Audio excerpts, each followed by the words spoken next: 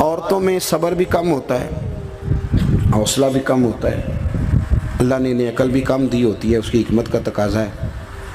اور پھر جو بی بی امیر ہو وہ کبھی غریب ہو جائے تو اس کے لیے جینا مشکل ہو جاتا ہے۔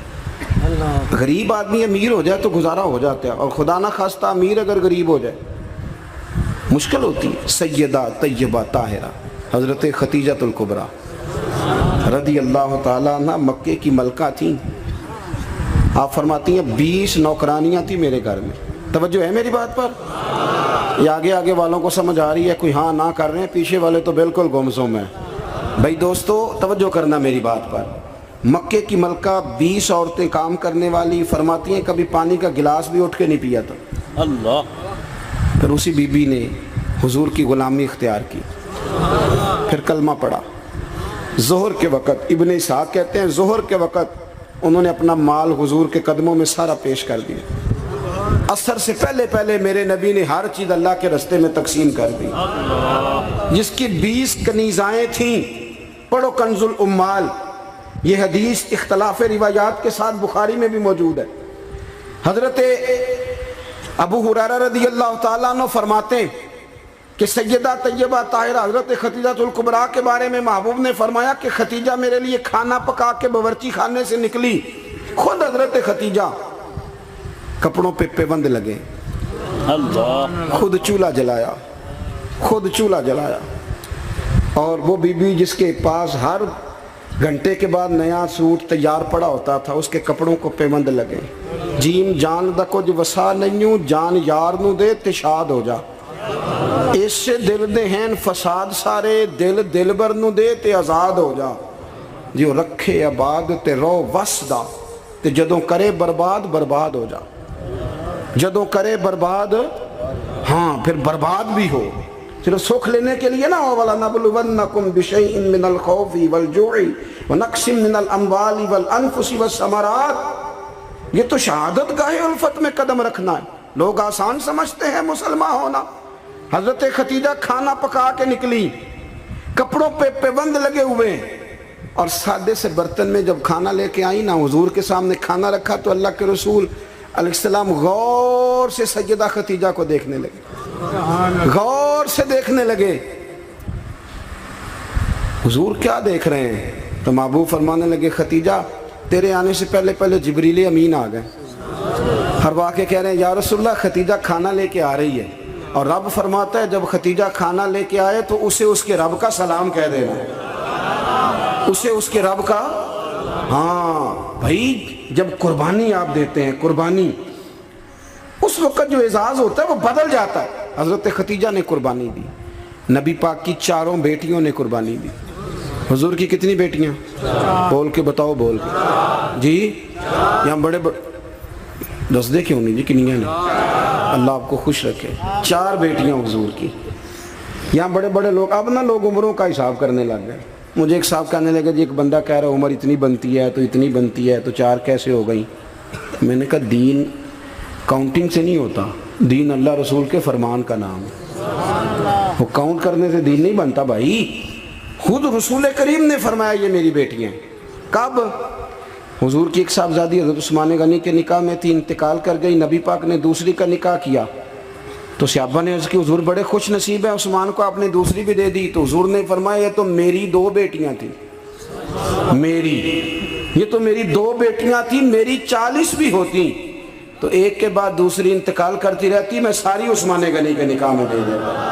نور کی سرکار سے پایا دوشالہ نور کا، ہو مبارک تجھ کو ذوالنورین جوڑا نور کا۔ تو نبی کریم علیہ السلام کی 4 بیٹیوں نے، پتہ ہے آپ کو 2 بیٹیاں ابو لہب کے 2 بیٹوں سے بیائی گئی تھی۔ وہ جتنا لوگ بلیک میل کر سکتے ہیں نا، ایک تکلیف ہوتی ہے جسمانی، ایک نفسیاتی ہوتی ہے، کسی کو تنگ کرنا، اذیت دینا، بچوں کی طرف سے، ماں باپ کی طرف سے، وہ جو نفسیاتی تکلیف ہوتی ہے وہ آدمی کو بڑا کمزور کر دیتا ہے۔ ابو لہب نے پیغام بھیجا کہ یا آپ دین کی تبلیغ چھوڑ دیں ورنہ بیٹیوں کو طلاق دے دی جائے گی۔ یہ جو دکھ ہوتے ہیں نا نفسیاتی ذہنی، یہ کرب ہوتے ہیں، یہ سہانے روح بنتے ہیں۔ ابھی نکاح ہوا تھا، رخصتی نہیں ہوئی تھی، یہاں آپ تبلیغ چھوڑیں یا طلاق دے دی جائے گی، میرے حبیب کریم نے فرمایا جو تیرا دل میں آئے کر، لیکن میں پیغام دین لے کے آیا ہوں تو یہ پیغام میں دیتا ہی رہوں گا۔ ان شہزادیوں نے قربانی دی، اصرار کیا، انہوں نے قربانی دی، طلاقیں مل گئی۔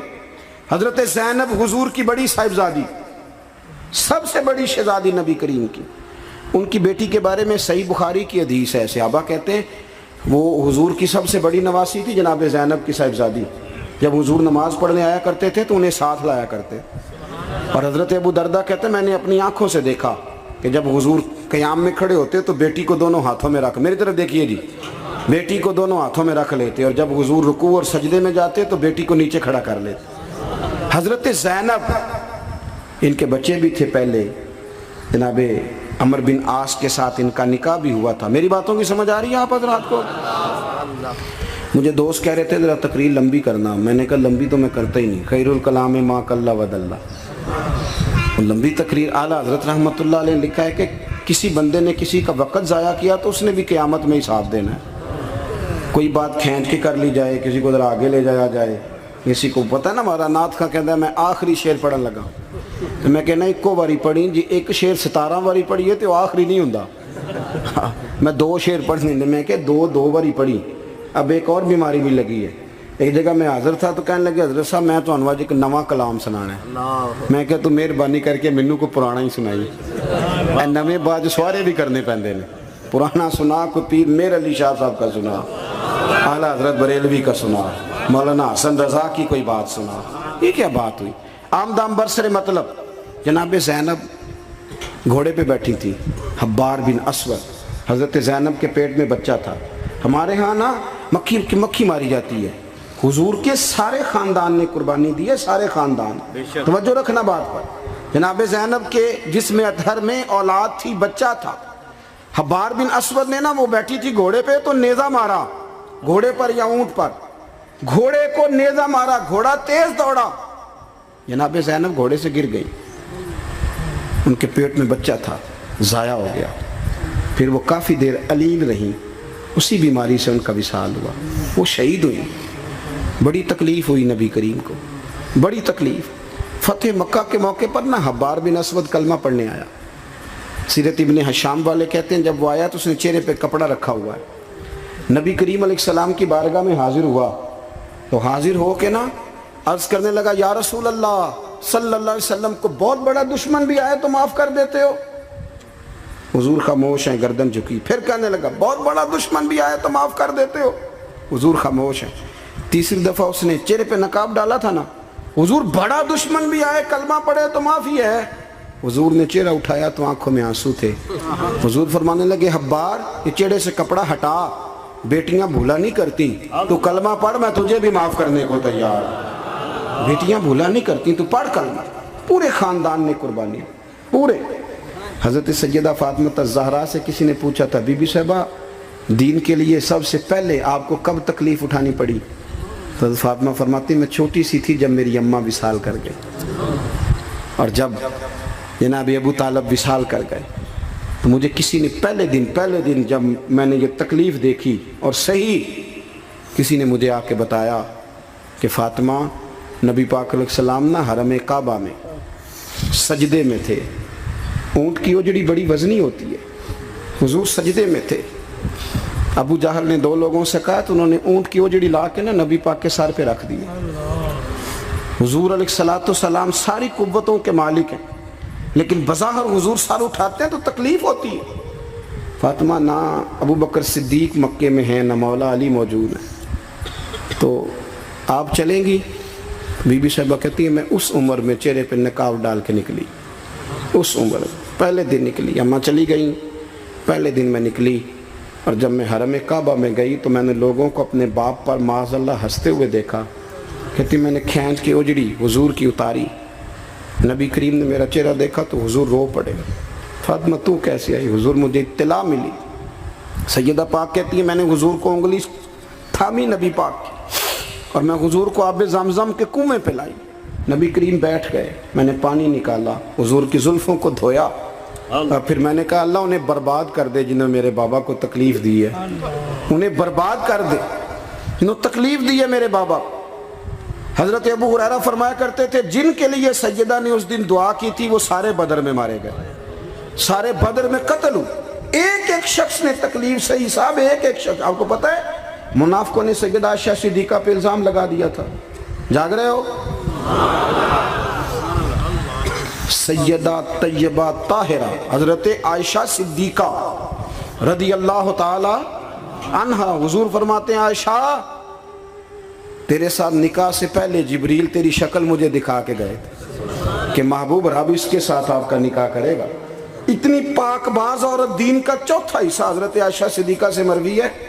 حضرت عائشہ صدیقہ کی احادیث ہم نکال دیں، عورتوں کے مخصوص مسائل پر ہم قوم کو جو ہے وہ کسی طریقے سے قائل نہیں کر سکتے. ہم وہ پورا باب کو کیسے قوم کو دیں گے جو عورتوں سے متعلقہ ہے. لیکن آپ کو پتہ ہے منافقوں نے سیدہ عائشہ پہ الزام لگا دیا تھا. الزام تو 1 منٹ لگتا ہے. کسی شاعر نے کہا تھا کہ مخلوق پتہ کیا کرتی ہے، کعبے کے اندر سے مٹی لے کے بت بنا کے اللہ کا شریک بنا دیتی ہے معاذ. اور وہ کہنے لگا تم اپنے الزام کو کیا الزام سمجھتے ہو؟ لوگ تو جناب مریم پہ بھی الزام لگا دیتے تھے کہ تو یہ بچہ کہاں سے لے آئی ہے. کہنے لگا مخلوق تو فنکار ہے اس درجہ کے پل بھر میں، سنگے در کعبہ سے بھی اصنام تراشے. تم کون ہو، کیا چیز ہے داغ کبابی، لوگوں نے تو مریم پہ بھی الزام تراشے. حضرت عائشہ پر الزام لگا. اور آپ کو پتہ ہے کہ مہینہ بیمار نہیں حضرت عائشہ.